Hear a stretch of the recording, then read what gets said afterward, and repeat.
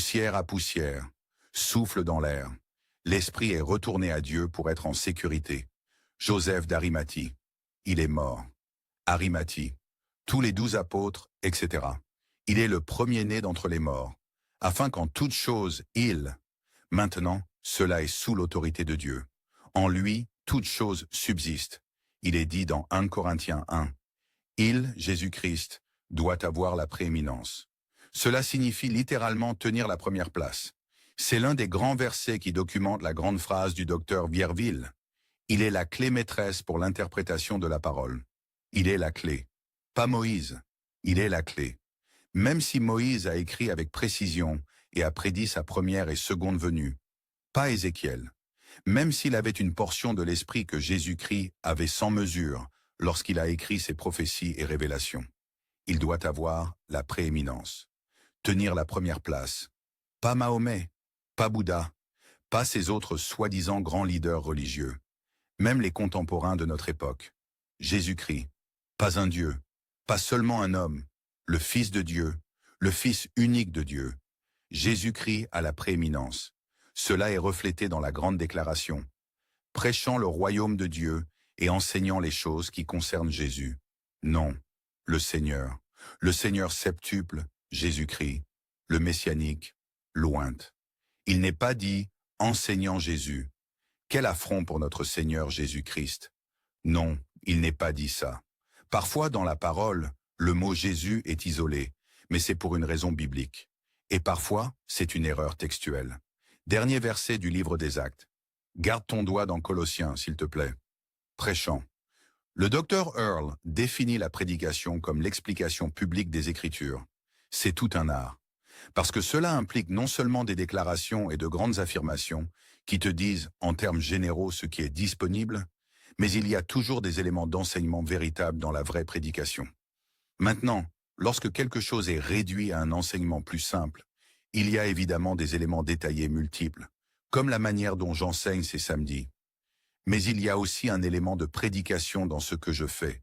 Même si ce n'est pas dominant, il y a un élément de grande proclamation, de grande anticipation, de grande communication aux gens de ce qui est disponible.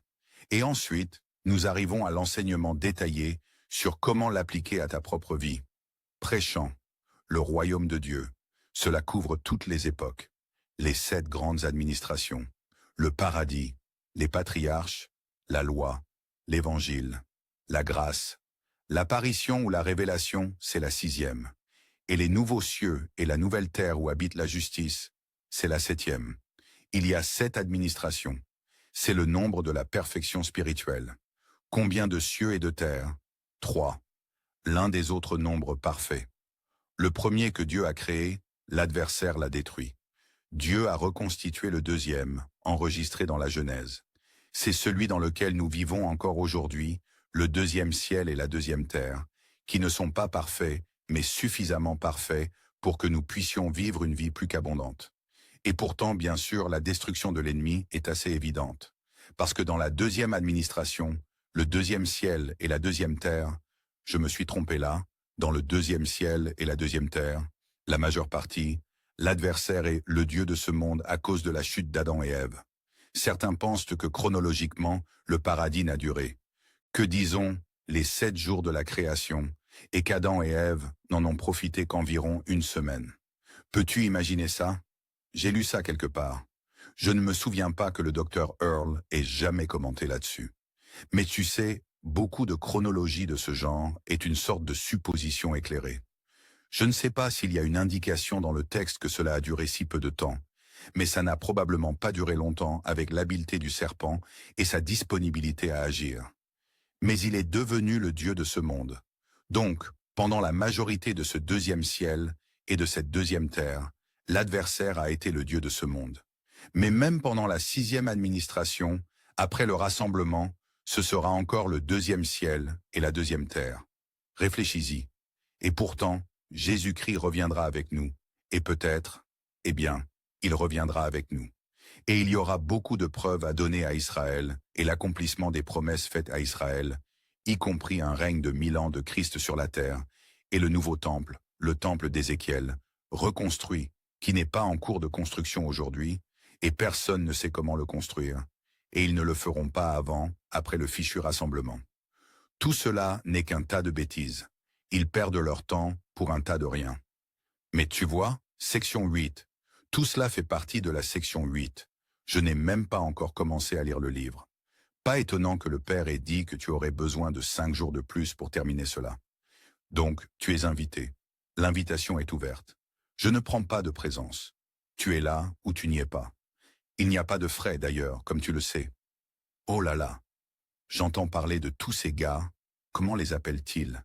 Des hommes d'affaires qui sont payés d'énormes sommes d'argent pour aller conseiller quelqu'un sur la façon de diriger leur entreprise.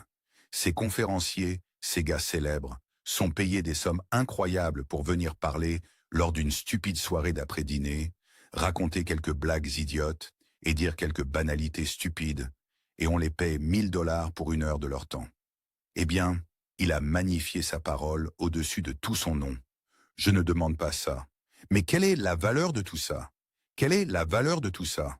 Non seulement dans ton esprit, ta vie, ton corps, ta famille, tes finances et tes émotions en ce moment, mais pour l'éternité, pour ta récompense éternelle. Quelle est la valeur de tout ça? Tu ne pourrais pas payer pour ça. Alors n'essaie même pas. Tout ce que je demande, c'est d'obéir à la parole sur la dîme et le partage abondant. C'est tout. Ce n'est pas trop demandé par rapport à cette culture et au prix qu'ils mettent sur certaines choses. Ils perdent des quarterbacks 50 millions par an pour s'asseoir sur le banc et tenir un presse-papier. Oh mon Dieu, c'est totalement disproportionné les gars, cette culture dans laquelle nous vivons. Eh bien, il est le Dieu de ce monde, et ce monde n'est pas ma maison. Je ne fais que passer. Mes trésors sont quelque part au-delà du bleu. Les anges m'appellent de la porte ouverte du ciel, et je ne me sentirai plus jamais chez moi dans ce monde de perdition. Voilà. La partie musicale de notre programme est maintenant terminée. Est-ce que j'ai lu ce que je voulais lire?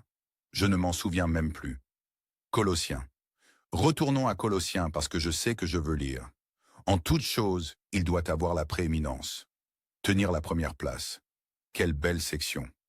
Souviens-toi, je t'ai dit que 6 des 7 épîtres sont écrites dans la section 8. Regarde le verset 25.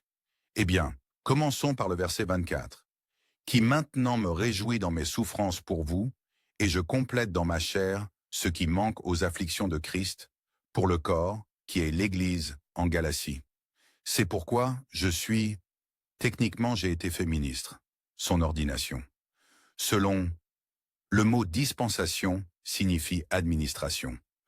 De Dieu, en référence au grand mystère, l'administration, qui m'a été donné pour vous, jusqu'à toi.